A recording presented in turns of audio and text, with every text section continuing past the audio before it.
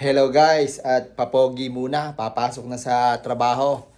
May dala akong chicharon. Yan, ito ngayon ang aking pagpapahilido. Oh. Ewan ko lang kung hindi manghihingi ang mga yan. Mami! Grandpa! Bye! Mami, lock the door! Okay guys, let's go. Ay, maganda ang weather, diklumain. Oh, ako mamay takak-tak ang ulan. Ayan ako, naulan na yata sa bandaraw. Unay. Na. Ay, inakaw. Ayan ang inaw ng lakas ng ulan. Ay, parang ibinubuhaws.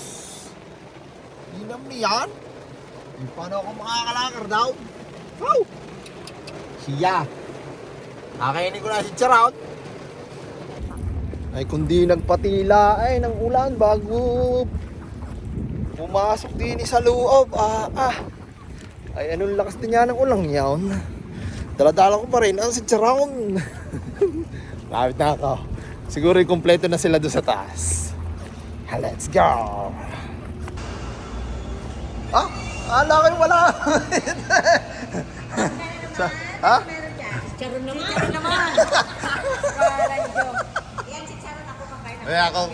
Kakain nga si Charon? Kakain. Anong? Si Charon pala ang gusto, hindi mangga. Oh. Oh.